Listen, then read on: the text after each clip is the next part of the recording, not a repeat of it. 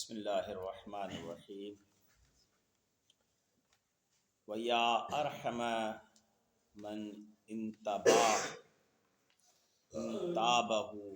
المسترحمون وَيَا آتَفَ مَنْ أَطَافَ بِهِ المستغفرون۔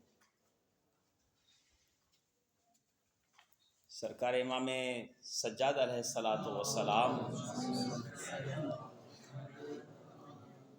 دعا کے اس کلمات میں لیکچر نمبر 4 میں یہ فرما رہے ہیں، یہ دعا کا چوتھا حصہ ہے، دعائے اعتراف گناہ و طلب توبہ۔ اعتراف گناہ اور طلب توبہ کا چوتھا نمبر حصہ ہے، جس میں سرکار فرما رہے ہیں یا ارحم من انتابہ المسترحمون، اے سب سے زیادہ رحم کرنے والے، اے وہ ذات جس کے پاس طلبگاران رحم یعنی رحم کو طلب کرنے والوں کی التجائیں بار بار ہوتی، اے وہ ذات جس کے پاس رحمت کے طلبگاروں کی التجائیں بار بار ہوتی، یعنی جو چاہتے ہیں تیری بارگاہ سے رحمت کو وہ بار بار التجا کرتے ہیں، پروردگارا ہم پر رحم فرما۔ یعنی رحم کے لیے بھی التجا کرنا بار بار ہے، اور طلب رحمت کرنا، رحم کو طلب کرنا، مسترحمون وہ صیغہ ہے جو معنی رحم کے طلب کی معنی میں، وہ اس میں فاعل کے جمع کا وہ صیغہ ہے، اس باب سے ہے جس باب میں طلب کی معنی ہے۔ تو رحم کو طلب کرنے کے لیے بھی بار بار طلب کرنا، اس لیے کہ انسان کا گناہ بھی بار بار ہے۔ انسان جو اپنی زندگی میں اتنا تو نیکی میں ہے نہیں، ہر وقت ذکر الہی میں رہے، ہر وقت یاد خدا میں رہے، لیکن اگر رہے بھی صحیح پھر بھی اسے رحم کی ضرورت ہے، خدا کے رحم کی ضرورت پھر بھی اس بندے کو ہے۔ لیکن جو بندہ ہر وقت گناہ میں مبتلا ہے تو اس بندے کو اپنے رب کی رحم کی ضرورت ہے، اس لیے بار بار کہتا ہے کہ اے سب پر زیادہ سے زیادہ رحم کرنے والے،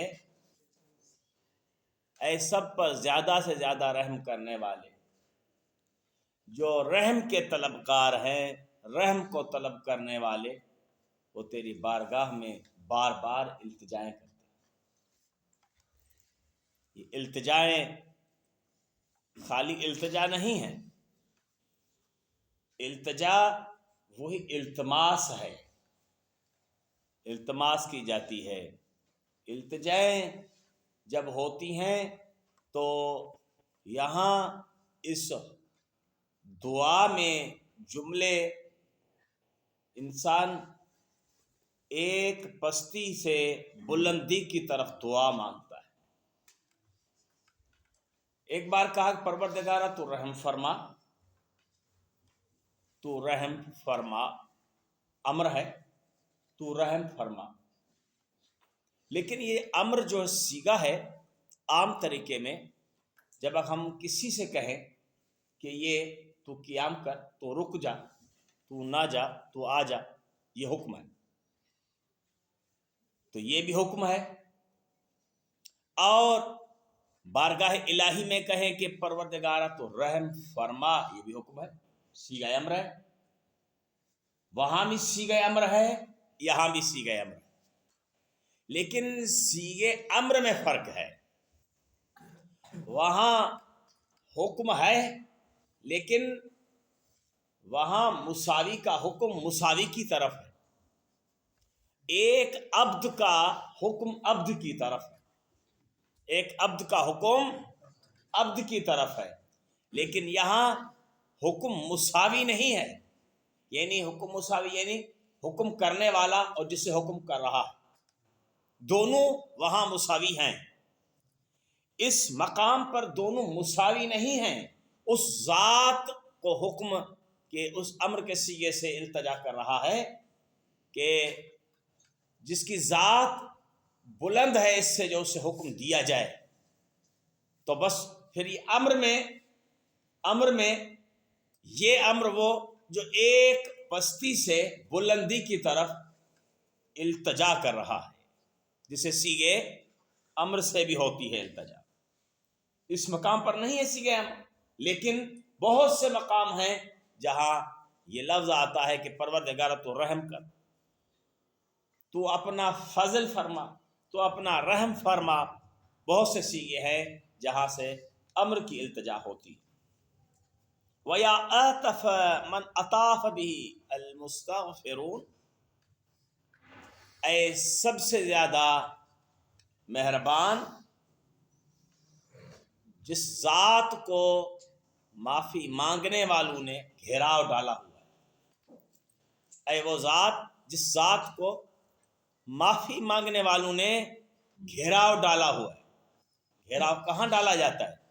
گھیراؤ جہاں ڈالا جاتا ہے وہاں اس سے کوئی ایک چیز پوشیدہ نہیں ہوتی، کوئی بھاگ نہیں سکتا ہے، ایسی جگہ سے ایسے وہاں بیٹھتے ہیں جیسے دھرنا کہتے ہیں، بیٹھتے ہیں اسی طریقے سے کوئی بھاگ نہ سکے، کہیں سے کوئی راستہ نہ ہو۔ یہاں بھی یہ اس طریقے سے بیٹھا ہے معافی مانگنے والا کہ اس نے اپنے رب کا کیا کیا ہے؟ احاطہ کیا ہوا ہے۔ پروردگار الہی کا احاطہ کیسے ہو سکتا ہے؟ یعنی اس نے اس طریقے سے معافی مانگنے کے لیے بیٹھا ہے کہ بارگاہ الہی میں وہ کہنا چاہتا ہے کہ جب تک مجھے معافی نہیں ملے گی میں یہ استغفار کے کلمات کہتا ہی رہوں۔ جو بارگاہ الہی میں اس طرح رکے کہ اس کی التجا، اس کی معافی، اس کی مغفرت جب تک بارگاہ الہی میں مکمل نہ ہو، وہ استغفار کر رہا ہے، معافی مانگ رہا ہے، تو ضرور وہ ذات اسے معاف بھی کرے گی، اور یہ امید ہے کہ معاف کرنا بھی اس کی ایک صفات میں سے۔ وَيَا مَنْ عَفُوٌّ أَكْثَرُ مِنْ نِقْمَتِهِ، اے وہ ذات جس کا معاف کرنا زیادہ ہے اس کے انتقام سے۔ عام طریقے میں کیا ہوتا ہے کہ جسے بھی ہم کسی کام کے لیے کہتے ہیں، کچھ بھی کہتے ہیں، تو وہ کام ہمارا عوض میں کرتا ہے، یعنی کچھ پیسہ دیں گے تو پھر ہی کام کرتا ہے، اس کے علاوہ وہ کام نہیں کرتا۔ لیکن اگر کسی کا ہم نے کوئی قصور کیا تو وہ معافی نہیں دیتا، یہاں تک کہ انتقام لیتا ہے کہ اس نے ایسے مجھ سے ایسا برتاؤ کیا۔ اس برتاؤ کی وہ معافی کوئی طلب کرنے والا طلب کرے بندے سے تو بندہ اسے معاف نہیں کرتا، انتقام لیتا ہے۔ تو ذات الہی، بارگاہ الہی میں تو ہم اتنے قصوروار ہیں، کوئی ایک قصور نہیں، عبودیت میں بندہ بندے کا قصوروار کسی ایک بات میں ہے، ایک قصور میں، کسی ایک گناہ کی وجہ سے، کسی ایک مسئلے کی وجہ سے وہ معاف نہیں کرتا بندہ۔ لیکن بارگاہ الہی میں یہ نہیں ہے، بارگاہ الہی میں امام کے کلمات ہیں کہ اے وہ ذات جس ذات کے پاس درگزر کرنا زیادہ ہے اس کے انتقام سے، یعنی انتقام تیری ذات میں ہے ہی نہیں۔ اگر بندے سے خدا انتقام لے بندہ پھر کچھ رہتا ہی نہیں، بندے کی کوئی طاقت ہی نہیں ہے، بندے کے پاس کچھ ہے ہی نہیں۔ یہی ہے جو اس کا فضل ہے، یہی ہے جو اس کا کرم ہے، یہی ہے جو اس نے عطا کیا ہے اپنے بندے کو، اس کے علاوہ اس کے پاس کچھ نہیں۔ اب کہہ رہے ہیں، مولا فرما رہے ہیں وَيَا مَنْ رِضَاهُ أَوْفَرُ مِنْ سَخَطِهِ، اے وہ ذات جس کی خوشنودی زیادہ ہے اس کی ناراضگی سے، جس کی خوشنودی راضی ہونا زیادہ ہے اس کی ناراضگی سے. یعنی یہ امام اس صفات سے دعا مانگ رہے ہیں کہ پروردگارہ تیری صفات میں یہ باتیں پائی جاتی ہیں کہ تو جب بھی کوئی تیری بارگاہ میں آئے تو تو اسے معاف کرتا ہے، اور جو بھی تیری بارگاہ میں آئے تو اس سے راضی ہو جاتا ہے. تو پھر تیری ناراضگی کیسی؟ جب تو راضی ہو جائے تو ناراضگی کیسی؟ یعنی ناراضگی تو رب ناراض تو ہوتے ہیں بندے پر، لیکن امام فرما رہے ہیں کہ اے وہ ذات جس کی رضاعت زیادہ ہے اس کی ناراضگی سے، یعنی ناراض ہونا اس کی بارگاہ میں اتنا زیادہ نہیں ہے جتنا جلد وہ راضی ہو جاتا ہے. لیکن کوئی راضی کرنے کے لیے آئے اور راضی کرے. تو پھر شب جمعہ پڑھتے ہیں، یہ بھی دعا ہے، وہ دعا پڑھتے ہیں. کیا کلمہ پڑھتے ہیں؟ یا سریع الرضا، یا سریع الرضا پڑھتے ہیں نا. یعنی اے وہ ذات جو جلدی میں راضی ہو جائے. تو پھر اس کلمات کی کبھی اپنے معنی کی طرف کوئی توجہ کیا ہے کہ جس کے لیے آپ شب جمعہ کہتے ہیں یا سریع الرضا، جلد راضی ہونے والے؟ جب جلد راضی ہونے والے کی ذات میں یہ پایا جاتا ہے کہ وہ راضی ہو جاتا ہے تو پھر کوتاہی اس بندے کی ہے جو اس کی رضاعت کو حاصل نہیں کرتا. یعنی اگر حاصل کرے تو کوتاہی اپنی دور کرے اور بارگاہ الہی میں آ کے اور پروردگار الہی کی رضاعت کو حاصل کرے. یہ رضاعت کو حاصل کرنے میں کوتاہی کرتا ہے عبد. یہ عبد کی کوتاہی ہے کہ اپنے رب کی بارگاہ میں التجا کرتا ہے، لیکن التجا ایسی نہیں کرتا جس التجا میں اپنی معافی کے لیے بارگاہ الہی میں مسلسل ہی ٹھہرے اور اس کا ہی ذکر کرے، اس سے ہی اپنی معافی کو طلب کرے اور اسی بارگاہ میں ہی پروردگار الہی سے وہ التجا کرے جس التجا میں کہے کہ اے پروردگارا تو بہت جلدی راضی ہو جاتا ہے، میں تو کب سے تیری بارگاہ میں، یعنی ایسی امید لگا کے بیٹھے. اب یہ کلمات میں مولا فرما رہے ہوں یا من تحمد الی خلقہ بے حسن تجاوزی، اے وہ ذات جو لائق حمد ہے، اتنی ہے کہ تو لائق حمد ہے اپنی مخلوق کی طرح بے حسن تجاوزی، کہ کتنی سی حد سے بڑھ کر بندہ گناہ کرتا ہے اور تو اس کو نیکی میں بدلتا ہے. یہ تیری کتنی بہتری ہے کے لیے حسن تجاوز، تم نے ایسی بہترین اور درگزر کا راستہ دیا ہے. وَيَا مَنْ عَوَّدَ عِبَادَهُ قبول الْإِنَابَةِ، اے وہ ذات جس کی طرف رجوع کرنا ان کے بندوں کا توبہ کے قبول ہونے کا باعث ہے. جس کی طرف رجوع کرنے سے اس بندے کی توبہ قبول ہے، یعنی یہ بھی اس ذات کی صفت ہے. بندے سے گناہ ہوا، اب رجوع کرے بارگاہ الہی تو وہ توبہ کی معافی دینے والا ہے. وَيَا مَنْ اسْتَصْلَحَ فَاسِدَهُمْ بِالتَّوْبَةِ، یہ کلمہ جو ہے ہماری زندگی کو تبدیل کرنے والا، ہمارے امور کو تبدیل کرنے والا، ہمارے تمام حیات میں جو ہم سے کتنی خطائیں ہوتی ہیں، جن خطاؤں کی وجہ سے توفیق سلب ہو جاتی ہے، خطاؤں کی وجہ سے ہم کوئی عمل اعمال میں انجام نہیں دے پاتے. تو اس مقام میں مولا فرما رہے ہیں اے وہ ذات، یا من استصلح، اے وہ ذات جو جس نے اصلاح کی ہے، فاسدہم، ان اپنے بندوں کے اعمال جو باطل اعمال ہیں، بد اعمال ہیں، ان کی اصلاح کی ہے، بالتوبت، یعنی اے وہ ذات جو اصلاح کرتا ہے، اصلاح کی ہے یعنی وہ ذات جو اصلاح کرتا ہے اپنے اس بندے کے بد اعمال کی اصلاح کرتا ہے، بالتوبت۔ جب ہم پڑھتے ہیں نا استغفر اللہ من کل ذنب واتوب الیہ، تو ہمارے بد اعمال کی وہ اصلاح کرتا ہے، ہمارے بد اعمال کو نیکی میں بدل دیتا ہے۔ تو ہمیں یہ روزمرہ کی زندگی میں یہ مسئلہ پیش آتا ہے کہ ہم جتنی بھی کوشش کریں، ہم جتنا بھی رک سکیں، ہم جو ہے اس دنیا کی اس مقام سے نہیں رک سکتے جہاں شیطان کا تسلط ہے۔ شیطان جہاں مسلط ہے کہ وہ آیات انشاءاللہ میں دوسرے آئندہ درس تک اس لیکچر میں وہ بیان کروں گا، آیات کہ کتنی آیات ہیں کیسے شیطان تسلط کرتا ہے۔ شیطان مسلط ہو جاتا ہے انسان پہ، مختلف عوارض سے مسلط ہوتا ہے۔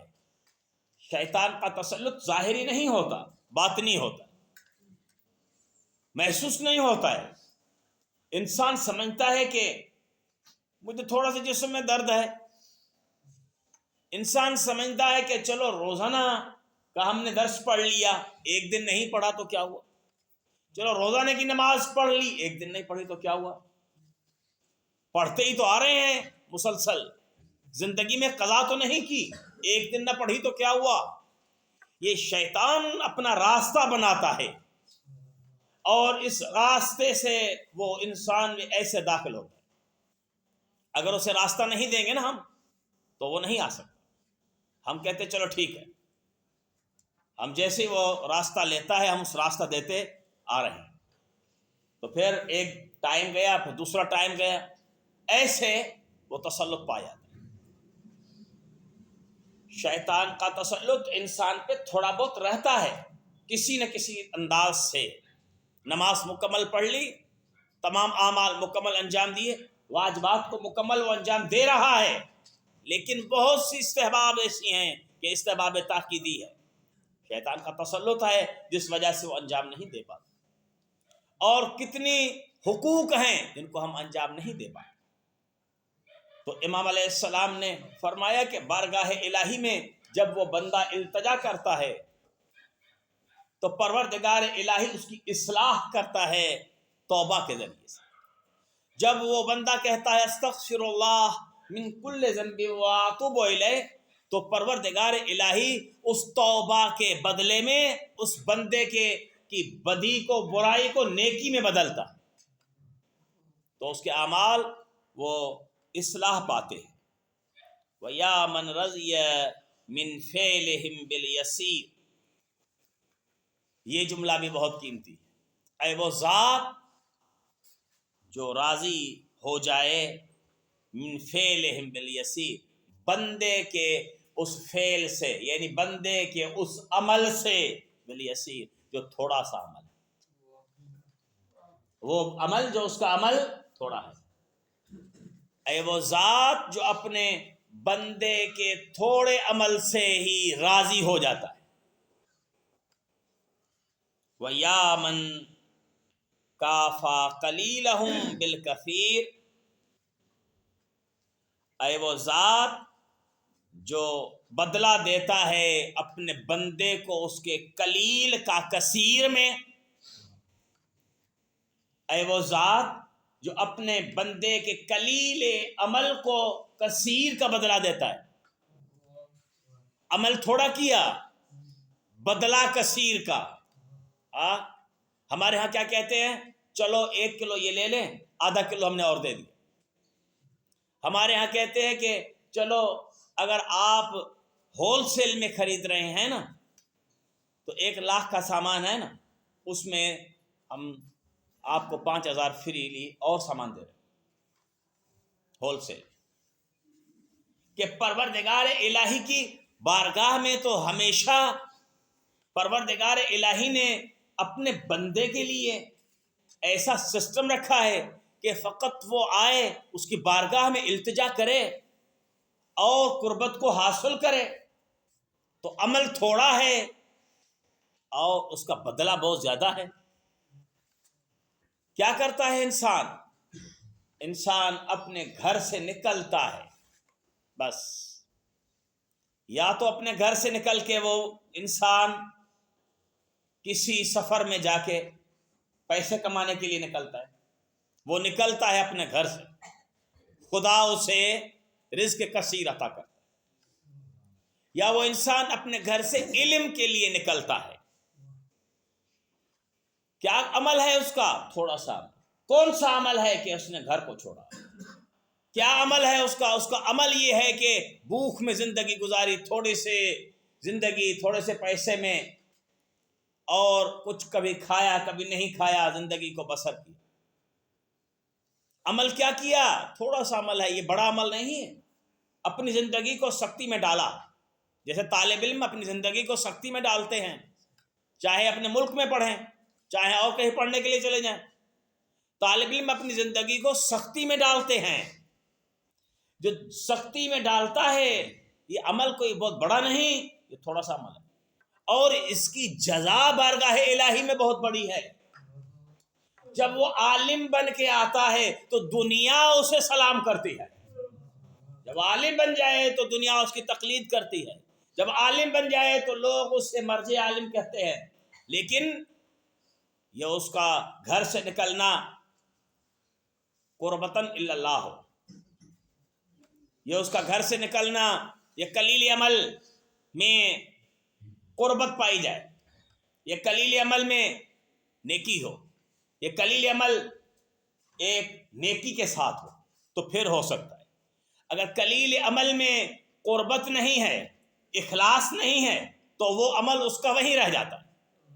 اگر عمل قلیل میں اخلاص ہے تو وہ اس کا عمل وہاں سے ایک آسمان تک پہنچ جاتا ہے. وہ اس کا پیغام وہیں سے نہیں رہتا, اس کا پیغام کہیں دور دراز تک پہنچ جاتا ہے. وہ بھی عالم ہے جو آپ نے دیکھے ہیں کہ کل وہ پڑھ رہے تھے حوض علمیہ میں, آج وہ یہاں اپنے ملک کے بڑے عالم ہیں.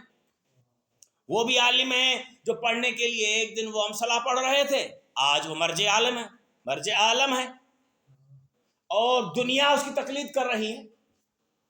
عمل میں اخلاص ہو, قدم ایک رکھا جائے, اور عمل قلیل کے ساتھ ایک قدم رکھا جائے, پروردگار الہی اس عمل کے بدلے میں کثیر عطا کرتا ہے. اٹھے طالب علم, اپنے وقت سے نماز پڑھے, اپنے وقت سے درس پڑھے, مباحثہ کرے, تھوڑے سا سمجھنے کے لیے مباحثہ کرے اپنے درس کو سمجھنے کے لیے,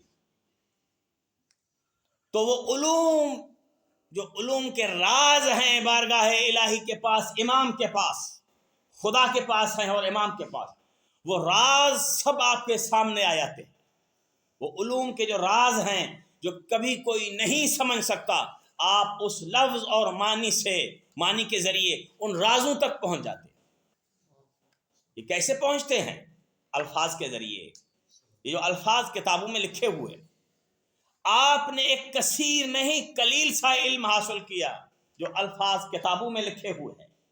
اور کتابوں میں لکھے ہوئے ایک قلیل الفاظ کو پڑھا, اور پروردگار الہی نے کثیر علم آپ کو عطا کیا, جس سے آپ اس علم کے مرکز میں پہنچے اور عالم بن گئے. لیکن جس کی دل میں وہ خلوص نہ تھا اور 10 سال تک پڑھتا رہا, خلوص نہ تھا, قدم اس نے علم کا رکھا لیکن زبردستی رکھا, کسی نے زبردستی اسے پڑھنے کے لیے مجبور کیا, یا تو اس نے دنیا کے لیے قدم رکھا کہ دنیا کہے کہ میں عالم بن جاؤں, دنیا مجھے عالم کہے.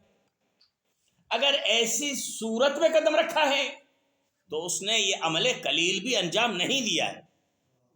یہ عمل قلیل خلوص نیت کے ساتھ ہو تو پروردگار الہی اس عمل کو کثیر میں بدلتا ہے. یہ اس شرط میں بدلتا ہے کہ جس شرط میں پروردگار الہی اس مقام میں اس بندے کی رضاعت دیکھے کہ بندہ کتنا راضی ہوتا ہے. وَيَا مَنْ زَمِنَ لَهُمْ اِجَابَةَ الدُّعَا, اے وہ ذات جو ضامن ہے اپنے بندوں کے لیے دعا کے قبول ہونے کا۔ پروردگار الہی نے ضمانت دی ہوئی ہے کہ اس کے بندے کے دعا کے قبول ہونے کی ضمانت دی ہے۔